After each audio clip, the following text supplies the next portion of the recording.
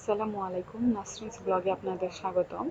আজকে আপনাদের স্ক্রিনে দেখানো এই সুন্দর চায়ের কাপ রাখার ট্রে কিভাবে বানানো যায় তা দেখাবো।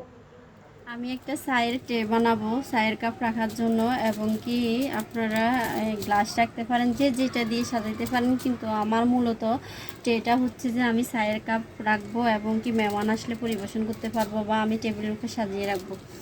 এটা হচ্ছে যে আমার এই টিভির একটা বোর্ড, সেটা থেকে আমি রাউন্ড করে কেটে আর একবার আপনাদেরকে একটা ট্রে বানাইছি, সেটা দেখাইলাম।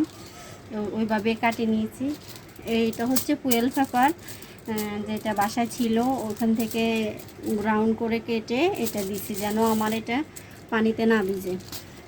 আর আমার লাগতেছে এই রশিগুলোর কথা আপনাদেরকে আমি আগের ভিডিওতেও বললাম। আর গ্লুগান তো আপনারা জানেনই, সেটা হচ্ছে যে নিত্যদিনের সঙ্গী, এটা দিয়ে আমার কাজ করতে হবে। এটা সবার ঘরে একটা থাকলে অনেক ভালো হয়, এটা দিয়ে কাজ করে অনেক আরাম। কীভাবে করি আপনারা একটু খেয়াল করলে বুঝতে পারবেন, এটা আসলে সবাই পারবে।